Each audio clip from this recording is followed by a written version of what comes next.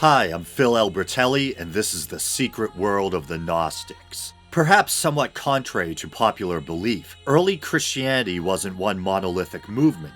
There were numerous competing sects with a range of doctrinal differences.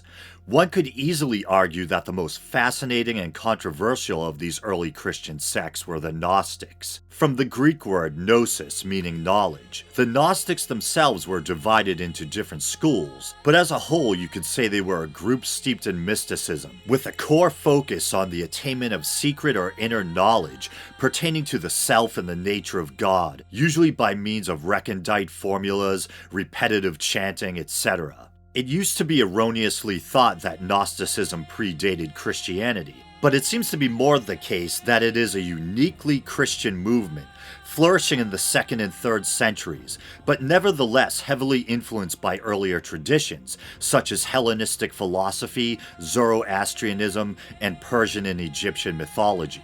Many of the tenets of Gnosticism would be considered by modern Christians, as well as the Orthodox Church Fathers of their own time, as heretical. One such concept is that of the demiurge. The Gnostics placed a heavy emphasis on the duality of spirit and matter.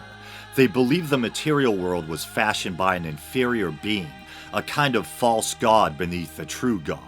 The word demiurge comes from the Latin demiurgus, by way of the Greek demiurgos, meaning artisan or craftsman. The demiurge was thought to be at best simply imperfect or blind and foolish, and at worst outright evil or intentionally malicious. The Gnostics held a belief in the pleroma, the divine fullness or totality of things, through which the true God or monad expresses or reveals himself. From the pleroma come emanations in the form of other divine beings, such as aeons.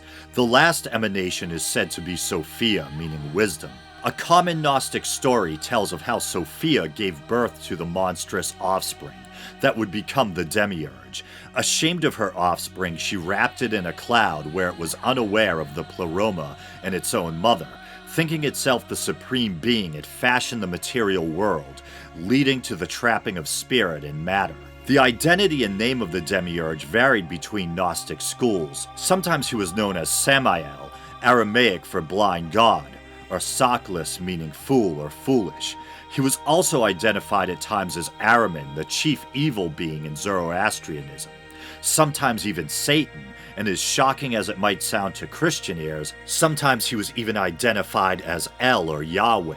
Some Gnostic teachers, as well as Marcion of Sinope, an important early church father, believed that the God of the Old Testament was the evil or corrupt demiurge, and that the true God had sent Jesus to save mankind. Due to his distaste of the God of the Hebrew Bible, Marcion rejected the Old Testament and chose to focus on Christian writings.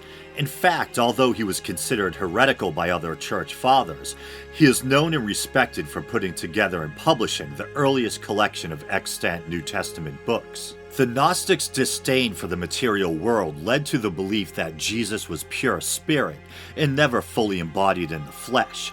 This in turn led to the belief that he had never actually suffered and died on the cross. This idea of Jesus escaping death on the cross would be echoed several centuries later in the teachings of Islam. One of my favorite religious documentaries, A&E's Christianity, the First 1,000 Years, claims that the 2nd century Gnostic teacher Basilides, based in Alexandria, Egypt, identified the demiurge as Abraxas, a blind and insane angel. Although the description of the demiurge as blind and insane seems fairly accurate, I couldn't find the idea of Abraxas as the demiurge corroborated anywhere else. To the contrary, it seems that Abraxas was held in high esteem by the Gnostics. It appears to be sometimes referred to as a magical word or formula due to its numerical significance, and sometimes referred to specifically as the name of a supreme being. Here's what the early church father Tertullian has to say. Afterwards broke out the heretic Basilides. He affirms that there is a supreme deity by name Abraxas, by whom was created mind, which in Greek he calls nous, that then sprang the world, that of him issued providence, virtue, and wisdom. that out of these subsequently were made principalities, powers, and angels, that there issued infinite issues and processions of angels, that by these angels 365 heavens were formed, and the world in honor of Abraxas, whose name, if computed, has in itself this number. Now among the last of the angels, those who made this world, he places the God of the Jews latest, that is, the God of the law and of the prophets, whom he denies to be a god, but affirms to be an angel. Tertullian states that Abraxas is to the Gnostics the creator of mind, a lofty position which Irenaeus, a critic of the Gnostics in his writings, equates with the unbegotten Father. Hippolytus, when discussing the Gnostics, refers to Abraxas as their great archon, for his name contains the number 365, the number of days in a year.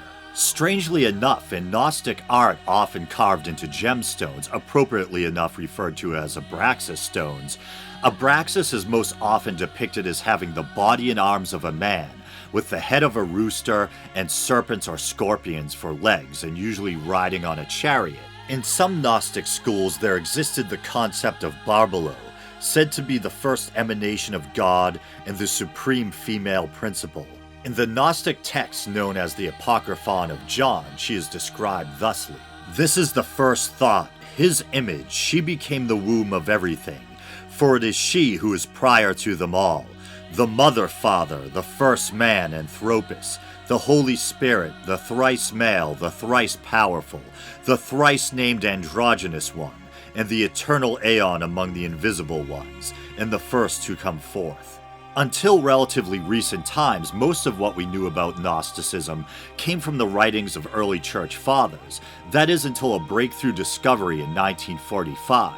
In Nag Hammadi, Egypt, a farmer or farmers, depending on the account, were searching for bird droppings to use as fertilizer when they discovered a cave containing clay jars. One of the men feared that a large unopened jar might contain a jinn, but found the courage to nevertheless smash it with his maul. To his disappointment, the jars only contained old papyri. To the horror of historians everywhere, the man's mother actually used some of the priceless texts as fuel for her fireplace. The remaining 50-something odd texts have come to be known as the Nag Hammadi Library, or the Gnostic Gospels. Generally speaking, the texts date back to and between the 2nd and 4th centuries CE. One very important text dating back to the middle of the 2nd century is known as the Gospel of Thomas. Rather than telling a story or recounting events, it's simply a collection of the wise sayings of Jesus. Many are similar to those found in the canonical Gospels, while others more in keeping with Gnosticism are more mystical and enigmatic. To quote biblical scholar Elaine Pagels when reciting one of her favorite verses, "If you bring forth that which is within you, that which is within you will save you. If you do not bring forth that which is within you, that which is within you will destroy you." If it wasn't for its later date, one might be tempted to mistake the Gospel of Thomas for the elusive Q, a hypothetical gospel containing the sayings of Jesus, referred to by the authors of the 3 canonical synoptic Gospels.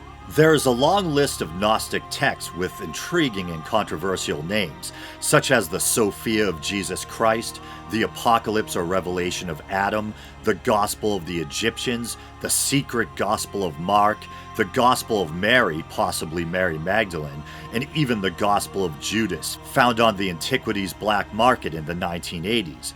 The Gospel of Judas is written in the ancient Egyptian language of Coptic, and it is thought to date back to the 3rd century. It consists of conversations between Judas Iscariot and Jesus. It paints Judas in a sympathetic light. Judas is portrayed as receiving secret teachings or wisdom from Jesus, denied the other apostles. And Judas doesn't betray Christ, but rather his actions, i.e. turning Jesus over to the authorities, are in strict keeping with Jesus' own orders. On a side note, I remember Ohio Governor John Kasich, then a Fox News host, having a near conniption on his television show because he was sick of all these books like the Gospel of Judas, which he may have referred to as garbage or crap. Mr. Kasich, you may resent a text because it contradicts your personal religious beliefs, but it doesn't change the fact that this text is an authentic 3rd century document deserving of scientific and historical respect and inquiry. Sadly, as rich and interesting as some of these Gnostic texts are, most likely due to their perceived heretical nature, they didn't make the final cut into the canonical Bible. But maybe it's more fun to have them relegated to the non-canonical world of Apocrypha and forbidden or outside texts. Thank you for listening to The Secret World of the Gnostics.